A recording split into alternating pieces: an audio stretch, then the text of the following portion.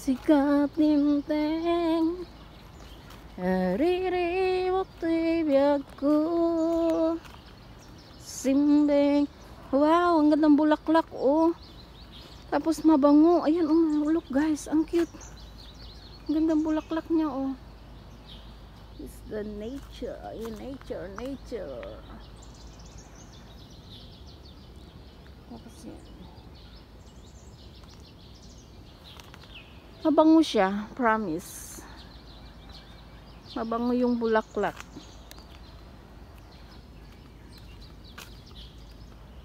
Oh, dito yung mga tanaw-tanaw ko lahat, guys. Pinapanood ko yung mga taong naglalakad-lakad. Nagja-jogging. Minsan grupo sila, minsan mag-isa. Yung mga taong may naglalakad na aso. Ayan, guys. Tulad ngayon may makasalubong natin. Ayan oh, ang cute nung talaga ng bulaklak niya oh. Ang bango. Sunflower ba? Ay ano ba yan? Yellow tops, parang yellow tops eh. Tapos to. Ang cute oh.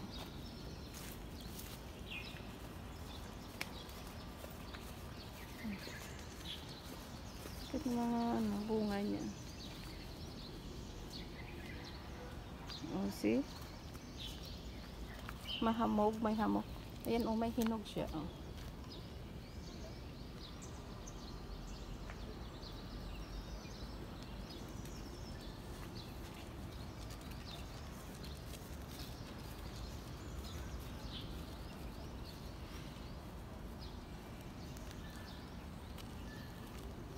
Daming bunga, parang Christmas tree. Wild pig yan, di ba? Kunin ko sana yung hinog pero wag na. Oh, ayan. Umalis na yung ano.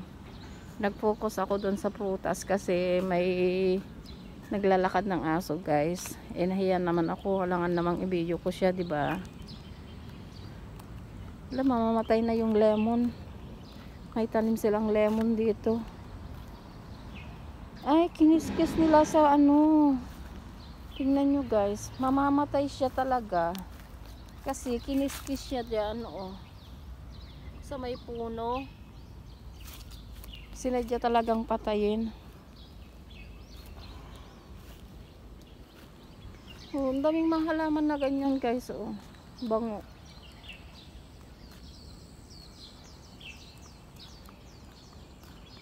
Oh, diba? Ang daming mga kahoy oh, panggatong. Pag sa Pilipinas to wala na, ubos na guys yung mga panggatong na yan. Nakuha na. Ako na siguro ang isa din kukuha niyan. O diba? Panggatong talaga eh. Pero ang kikit ng mga puno eh. Ayan oh. May trim pa siya. Diyan sa side na yan, wala na ba? Sarado na ba? As in totally sarado na kaya? Kasi dyan yung side na yan, dyan yung may maraming mga nagtatanim-tanim eh.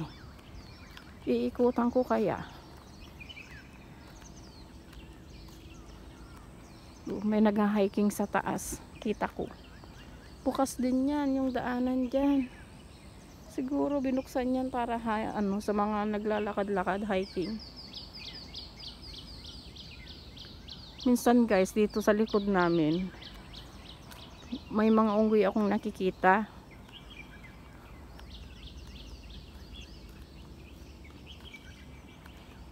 Diba? Ang ganda ng, ang tahimik ng lugar, diba guys? Ganito ang gusto kong lugar eh. Hindi yung masyadong crowded, matao, madaming sasakyan, ganyan, ang ingay kaya. Dito tahimik. Ang huni ng ibon, mga ganyan, ang makikita mo. Oh. Yan o guys, akyatan. Pwedeng mag-hiking dyan. Or exercise ka, taas baba lang. Okay na. Dito ang linis noon, grabe, as in. Kasi tinamnan nila, may mga nagtanim dito noon pero pinagbawal ng government kasi this land is owned by the government.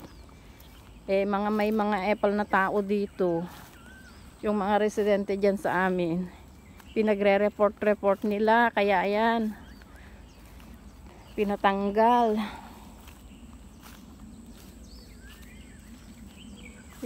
nila yung mga pananim nila dito. Ngayon wala na, as in wala na talaga. Kasi dito as in talaga linis guys, puro damo na lang, grabe. Pero at least nakapaglibot-libot tayo guys. Pero may parang nagbubunot-bunot dyan side na yan ah.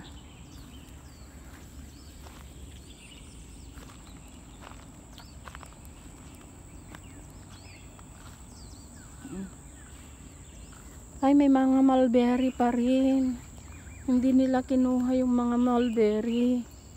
Tingnan natin guys, yung mga mulberry nila. Oh, ayan. May mulberry nga.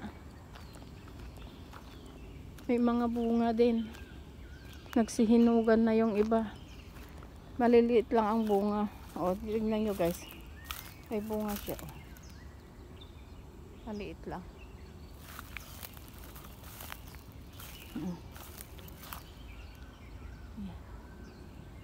Oh, ayan oh, ilang puno yan. Diyan, mga puno yan ng mulberry.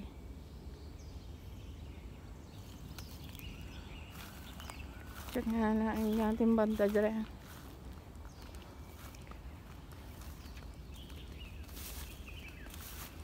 Nature, nature. Ayan. Ito, mas madaming bunga. Bagong dilig pa siya, oh. May nagdilig talaga. Oh. Oh, di ba? Ang daming bunga, guys. Maliliit lang.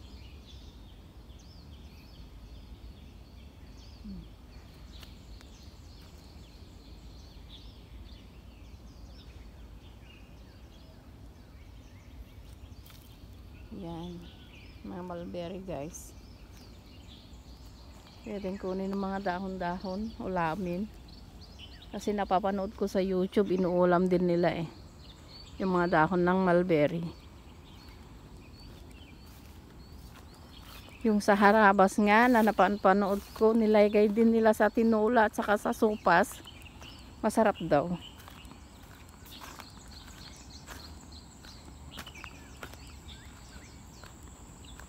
Oh, yan, may naglalakad ng aso din dyan.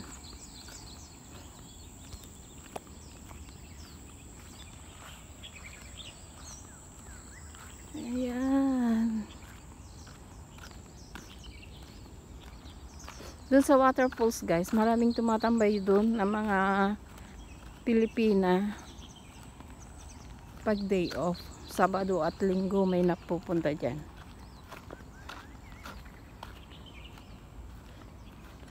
Oh, bukas din to. Akyatan din. Binuksan din nila.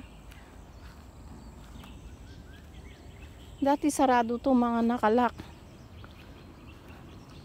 Ayan o, Pilipina yata yan.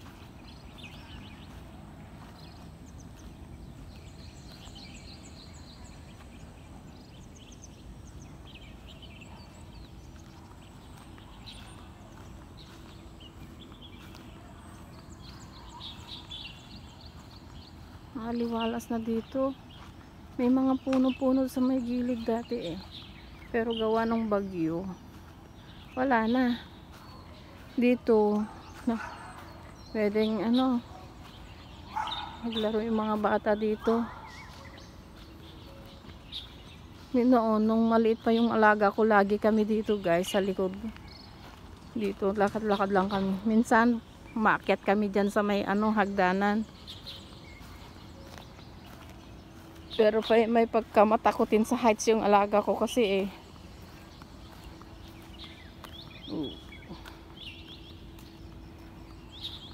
Ang klaseng puno kaya to? Tinanim nila. Ito. Bulaklak naman, lang naman.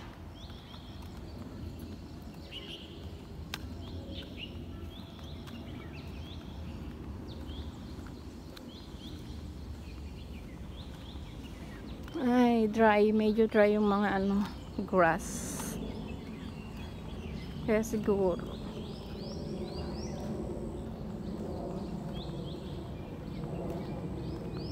Pero wala pa akong nakikitang baboy ramo dito. Yung iba sa ibang lugar may mga baboy ramo sila eh. Ang nakikita ko lang unggoy. O, di ba? Yung ganito, lakad-lakad ka lang tapos ang madidinig mo hunin ng mga ibon, tapos yung pag may dumaan na eroplano, yung tunog niya, o di ba?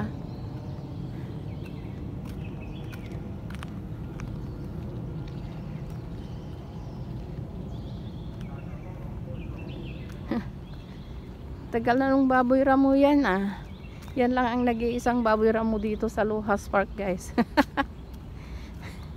Yung manikin na baboy ramo, oy. Andyan oh, nakatago sa may puno. Kala tulo eh. Ay, may mga bulaklak. Nilagyan nila ng bulaklak oh. Look guys. Ang cute. Nilagyan nila ng bulaklak ng baboy ram. Tagal na.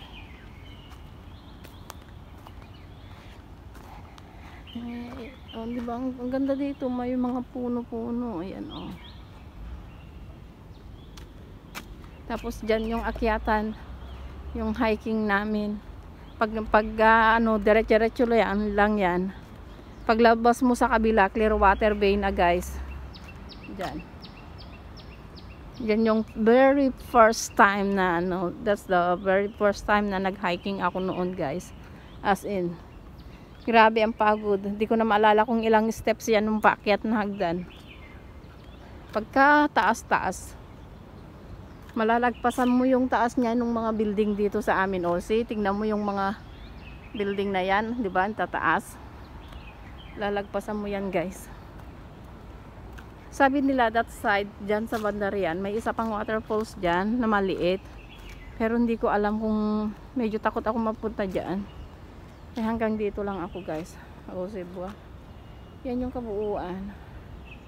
Nature.